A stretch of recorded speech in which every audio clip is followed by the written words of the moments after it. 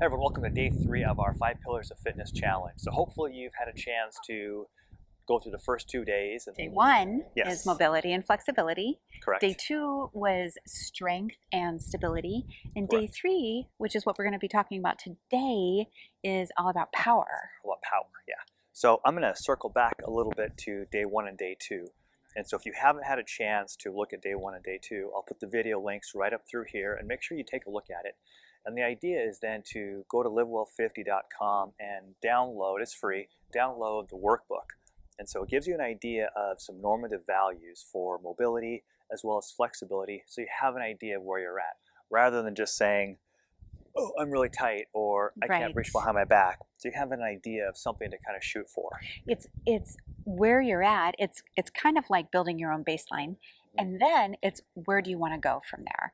And that's where we want to be taking you. So if you have any comments or questions, meet us Tuesday, Q&A. Yep. 7 p.m. Pacific Standard Time. And that's where you can ask us all the questions like, well, I did this, but this, or I did this and this. And maybe you just have a very specific question. Correct. And bring those to us. Correct, yeah. So many people don't have a power component into their exercise program. So we're gearing this, Elizabeth and I are both in our early 50s. And so most of us, not everyone, but I know that many people over 50 aren't playing as many competitive sports as we did when we were younger. And so what we end up doing is so many of our activities are linear, which means I might walk, I might jog even, but everything is in a straight line. There's not a lot of quick side-to-side motions anymore until we need it. And oftentimes that's where safety comes into play. Right. I mean, that might be when you're walking along, there's uneven pavement, and you trip and fall. And then we really need a power component where we're moving quickly with strength. Another thing that I experience potentially is when I hike. It's a different trail every day. So meaning even the same trail is a different trail every day. So you can't, there's just unpredictable terrain, unpredictable objects. So this is Ice. where, yeah. Winter time is huge. Yeah. We always so have someone many falling. examples. And yeah, Correct. it can happen to strong people, young people. To her, you slipped, but you caught yourself. I did. Yeah. It was very slippery. It was, I think, like Christmas Eve, and we had like this little iciness, and I went and I slipped, and I was so lucky to have not fallen. Yeah. But then I couldn't figure out the next day why I was so sore. Yeah, that was why. And that was why I was like, oh, I almost fell, like really significant fall. So we need to have this power component. Not only that, but it's kind of fun. It's a really different way of working out if you haven't done that for a while. And it kind of breaks it up a little bit. Yeah. So let's talk about a simple working definition of power. The power basically means the ability to move resistance, either our body weight or weight, with a speed component to it. So for example, if I am doing just a body weight squat and I'm coming down, and we've all been taught to go nice and slow and maybe even hold it and pause and back up and time under tension, and those are all important to build strength. But if I want to build power, I have to add a speed component to that. So that might mean I'm here and I drop down quickly into my squat, and then I come up slowly and I drop down quickly into my squat and come down, or it could be the other way around. I drop down and I pop up and I drop down again. So we add speed to that component as well too. So it's important, like we talked about, is to add lateral movements to our training. Because remember, over 50, we all get too linear. We're all in a straight line. straight plane movement, which isn't really functional. That's not how life is. That's not how life is. Life very much happens in the diagonals. And so what we're going to do first is we're going to test power. And so what you'll need is just a chair and a stopwatch. So in the workbook that you can download from LiveWell50, there's a normative test that talks about how many sit stands you can do basically from a chair in 30 seconds. And so for females, ideally you want to try to get over 25 in 30 seconds, and males you want to get over 28. And so what you'll need is just someone to time you, and Elizabeth's going to demonstrate. So what I want you to do, honey, I'm going to pretend like you've never done this before. Okay. All right, so we're going to move the chair? Well, I was going to do it so they could see us. Perfect, good idea, let's do it. All right, so I'm just to see that I was going to sit all the way. Exactly, and I want you to sit down in the chair. There you go. I want you to fold your arms across your chest. You can do a couple of practices. Spread your feet apart so they're about shoulder width apart. And you're just going to go ahead and stand up. There you go. You're going to come down and back up again. Good. Perfect. Okay. And now relax. You're a little eager. I haven't started the timer yet.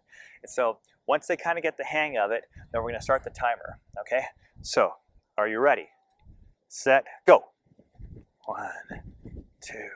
And she's going to go for 30 seconds. And I'm just going to keep track of how many she can do. She's going to touch and go, touch and go. You know, the goal is to shoot above that 25, 28 reps in 30 seconds, okay? And you can relax. We don't have to go all 30. But she can do that. She's done it before. And so that's a good way to kind of get an idea of where you're at. If you lose your balance a little bit, unfortunately, that's something that we need to work on as well. Right. I'm glad you told me I could stop my legs for so I know. Even though the test we just showed you was once again a linear movement, that's just where the normative values were. But in your training program, it's important to add some lateral movements to the mix. Right. So some of the things that I do in my workout might have come down like this and have a little push-off action. That's a little power where I'm not landing on the right leg, but I'm pushing off with power. Now, do they have to worry about, like, maybe people say, well, don't go fast because you might get hurt? Oh, so yeah, and I think that there might be a concern about that. I've heard, people have asked me about that. We've been trained to do weightlifting slow up and even slower down. And that's a concept for sure. But this is there's a whole different purpose for what we're doing here. And of course, everything is in the framework in the realm of safety. Yeah, correct. So you want to make sure first, like in the example that Elizabeth's just showing you, or even the squat that I did earlier, you want to make sure that your form is impeccable first. So once you know the exercise, you know the form, you're doing it correctly, and then you increase the speed. So like that lateral lunge, so maybe would you do it slow first, just to kind of get an idea of what it looks like? So first of all, how's your straight plane lunge? That's one thing. But then you might take a small step out and push back up, a small step and push back up. And then as you get stronger and more confident and feel like, okay, my form is good, you can go out further and further. Nice. And another thing, if you don't want to do one leg at a time, sometimes people have things going on in one limb and not in the other limb. There's still things that you can do laterally. One of the other things that I do in my workout is you might jump, right? And you can scissor, and you could even do like jumping jacks. Jumping jacks are power another exercise. Example of power. Yeah. A lot of times what I'll do too is I'll jump rope as part of my routine. And then if you have your kids steal your jump rope, like mine did, then I realized that, hey, I can do this even without a jump rope. And so the idea is that you just want to be as light as you can on your feet. And then you can just be creative with it. You can do lateral jumps. I've got a patient that has a knee replacement. And so he's like, I told him about power. He's like, well, I'm done jumping. And I said, well, it's not so much that I need you to jump, even if your feet don't clear the ground. Okay, what the idea is that you're just trying to get a little bit quicker with your feet so that when you need it from a safety standpoint, it's there. Because remember, if we don't train it in a safe, controlled environment, when we expect our body to be there, it's not going to be there more than likely. So at least what we're trying to do is hedge our bets a little bit.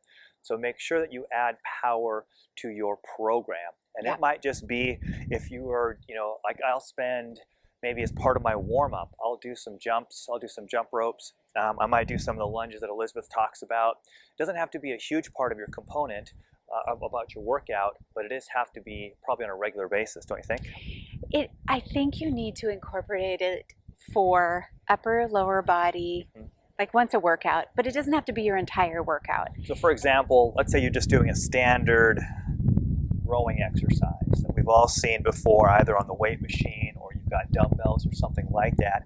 What I can do with this is first I make sure that I've got good form with it. Once I've done this before, it feels good on my shoulders, on my back and everything, then I can add a speed component to it. Sorry to pull you back with my massive strength, but I'm going as fast as I can and then slow. Fast and then slow. Another way to do it might be if you're doing a military press and you bring the weights up to your shoulders and then you would push them up as fast as you can versus going slow and controlled. And the idea there is, once again, we're trying to move the resistance as fast as we can once we have technique down and we know we're not going to hurt ourselves. You know, and the other thing about that I'm thinking about is that you don't necessarily initially even have to use weight. So maybe just the weight of your body. If you're concerned about a shoulder, you could do something like give a little squat, stand, and push, and just get the motion down first. Correct. And then you can add maybe a pound at a time. It doesn't have to be a lot of weight. Yeah. And you really want form over the weight anyway. Make sure your form is impeccable before, because the power component is there. There is this potential. Sure. It's not really anything to be afraid of. It's just something to be aware of. Correct. Because there is something to the fact of slowing down so you're less likely to get hurt. So there's no doubt. But yeah, like Elizabeth said, we don't need to be fearful of power. We just need to be safe and smart about power and put it in appropriately when we know how to do the particular exercise. Yeah. One really good idea that is trending right now is a little mini trampoline. Oh yeah. It's good for so many things and so many systems of the body. We could go on and on about that all day. But it adds the speed component. Like a plyometric. Yeah, like a plyometric. It's like, even if you, and it's a little bit less impactful than doing like a jump squat on the ground because you have the spring, but you still have the speed. And the really nifty ones have a bar. Yep. So you Safety can first. be holding on to the bar. It's really good for so many things. So if you have any questions about power, please let us know down below in the comments. Remember, day 1 and day 2 you've hopefully checked out. Day 3, power, so you're thinking about how you want to incorporate power into your workout. Tomorrow's going to be about balance. And so we'll be talking about balance and how to incorporate balance into the routine. And then the last day of the challenge, we'll be talking about cardiorespiratory fitness. All right? Very good. Thank you for joining us. Let us know how it's going. Join us tomorrow, Tuesday, April 27th, 7 p.m. Pacific Standard Time. Exactly. It'll be recorded on the YouTube channel as well, too, so in case you don't get to it live. All right, guys. Thank you. See you then. Okay, bye. Peace.